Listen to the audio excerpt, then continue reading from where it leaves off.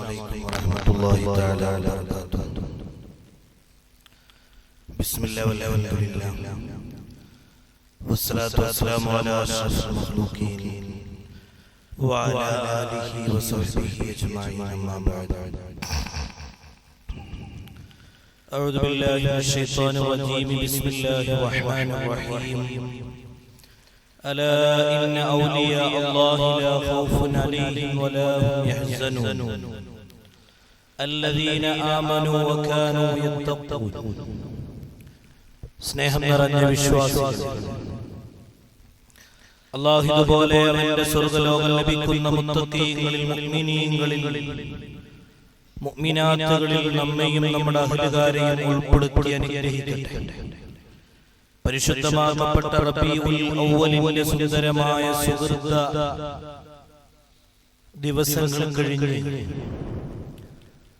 പരിശുദ്ധ റബീഉൽ അവ്വലും നമ്മിൽ നിന്ന് വിട പറഞ്ഞ് പരിശുദ്ധമാക്കപ്പെട്ട റബീഉൽ ആഖിർ നമ്മിലേക്ക് സമാഗതമായി കൊണ്ടിരിക്കുന്ന ഒരു വേളയിലാണ് നമ്മളുള്ളത്. സുഹൃതമായ ദിവസം ഒരുപാട് മഹാരഥന്മാരെ സ്മരിക്കപ്പെടേണ്ട ഒരു മാസമാണ്. പ്രത്യേകിച്ച് മഹാനായ ഗൗസുൽ ആലം ഖദ്ദസല്ലാഹു സിർറഹുൽ അസീസ്, അതുപോലെ തന്നെ നമ്മുടെ തൊട്ടുചാരത്ത് അന്ത്യവിശ്രമം കൊള്ളുന്ന റഈസുൽ മുഹഖഖീൻ കണ്ണിയത്ത് ഉസ്താദ് മഹാനായ ശംസുൽ ഉലമാ ഖദ്ദസല്ലാഹു അസ്റാറഹു, ഇവരുടെയൊക്കെ വഫാത്തിന്റെ ദിനങ്ങളാണ് സത്യത്തിൽ റബീഉൽ ആഖിറിൽ സ്മരിക്കപ്പെടുന്നത്.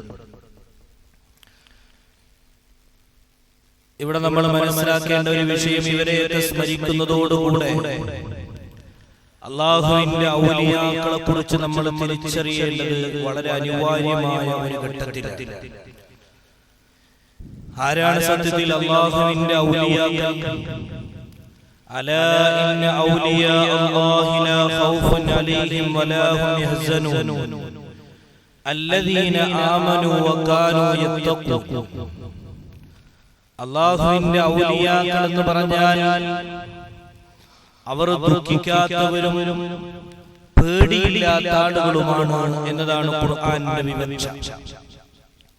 പലപ്പോഴും സൂചിപ്പിക്കുന്നത് പോലെ ഒരുപാട് പച്ചപ്പട്ടുകൾ പൊതിഞ്ഞതും ഒരുപാട് മോതിരങ്ങൾ കൈവിരലുകളിൽ ഇടുകയും വലിയ ചികിത്സാകാരികളായി സമൂഹത്തിനെ ചൂഷണം ചെയ്യുന്ന ഒരു കാലത്ത് അല്ലാഹുവിന്റെ ഔലിയാക്കളെ നമ്മൾ തിരിച്ചറിയേണ്ടതുണ്ട്.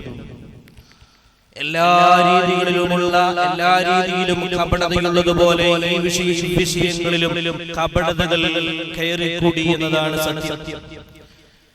നീട്ടിയ താടിയും വലിയ തലപ്പാവും നിസ്കാരത്തയമ്പും മോതിരക്കല്ലുകളും തന്റെ ശരീരത്തിൽ ധരിക്കുന്ന ചില പട്ടുതുണികളും അല്ലെങ്കിൽ പച്ച ഒലികളും ഒരു മനുഷ്യന്റെ ഔലിയാന്റെ അടയാളമാണ് എന്ന് മനസ്സിലാക്കി പാവപ്പെട്ട മനുഷ്യരെ ചൂഷണം ചെയ്യുന്ന ഒരു പുതിയ കാലത്താണ് സത്യത്തിൽ നമ്മൾ ജീവിക്കുന്നത് എന്നതാണ് സത്യം.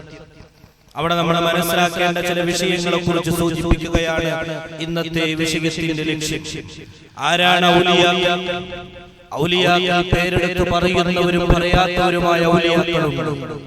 തെക്കേ പള്ളിയിൽ 100 വർഷക്കാലം പഴക്കമുള്ള ഈ പള്ളിക്കാട്ടിൽ ഔലിയാക്കളുണ്ടോ എന്ന് ചോദിച്ചാൽ ഉണ്ട് എന്ന് നമ്മൾ പറയേണ്ടി വരും.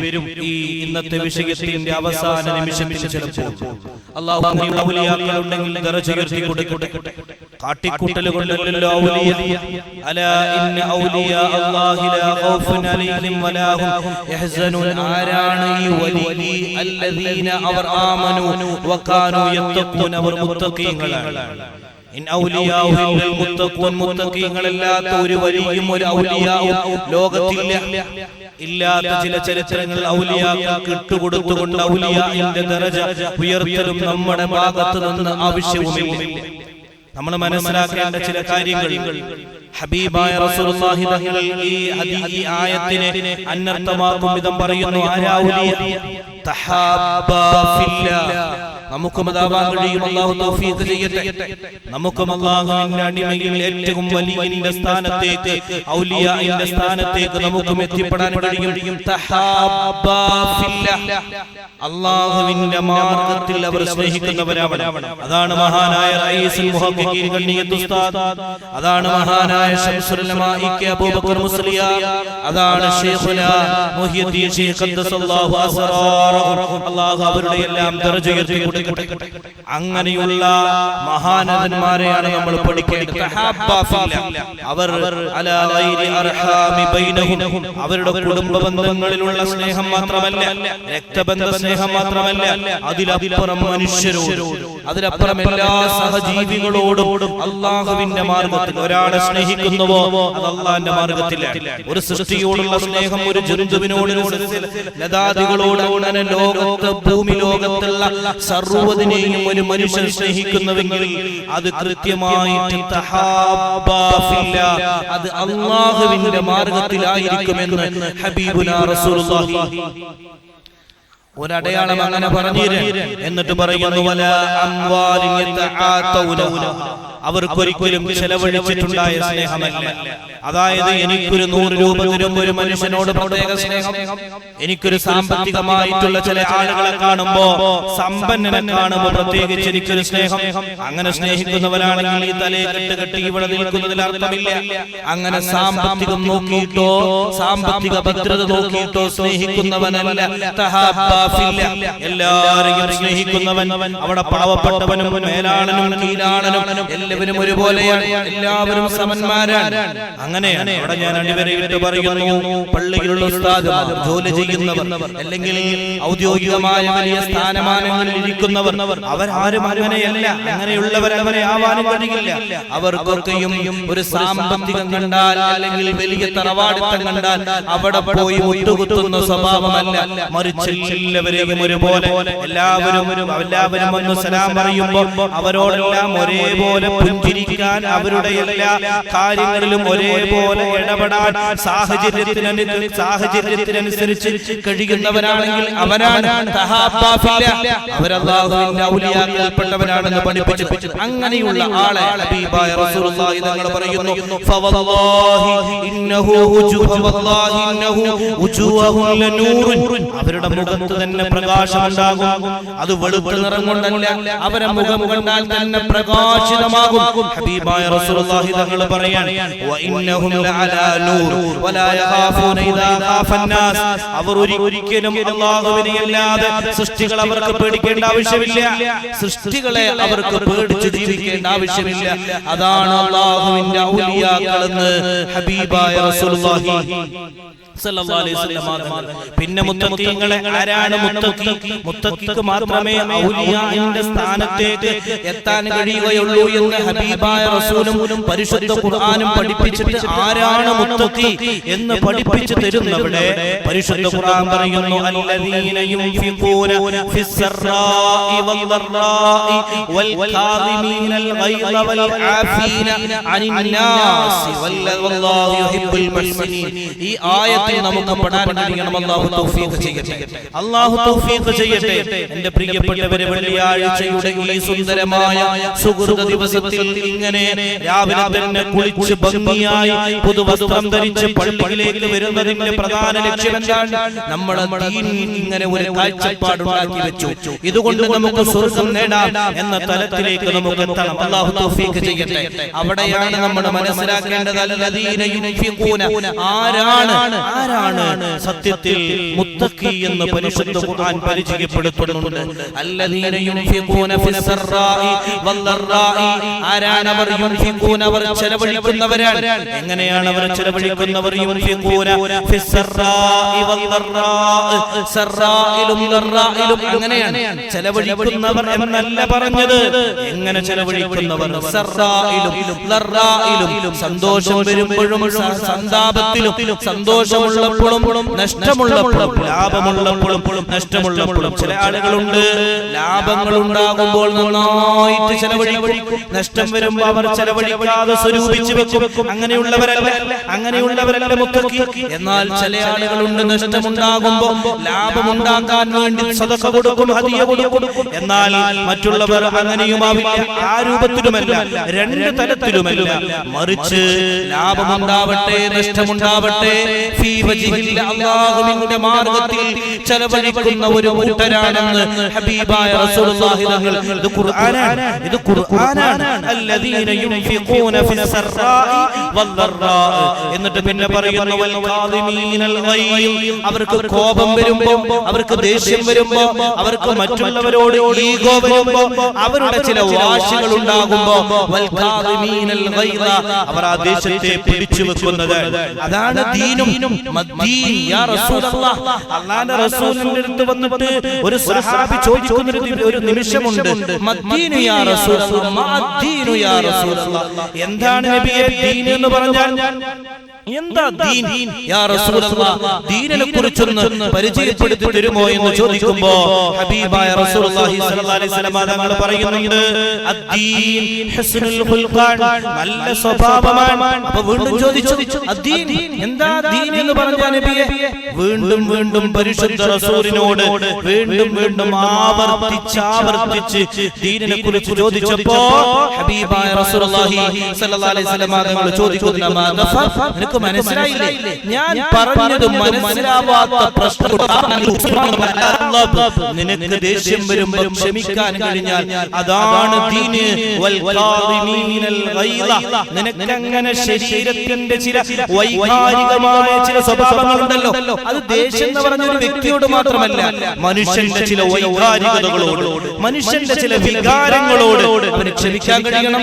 അതൊരു പെണ്ണിനോടുള്ള ആഗ്രഹമാവാം, അല്ലെങ്കിൽ മറ്റുള്ള രീതിയിലുള്ള അവന്റെ മദ്യത്തിനോട്, മയക്കുമരുന്നിനോട്, അല്ലെങ്കിൽ അവന്റെ ഇസ്ലാമിന്റെ ചിട്ടകൾക്ക് പറ്റാത്ത ചില രീതികളോടുള്ള അവന്റേതായ ശരീരത്തിന്റെ ചില വികാരങ്ങൾ, ചില വൈകാരികങ്ങളുണ്ടല്ലോ, ആ വികാരങ്ങളൊക്കെയാവാം.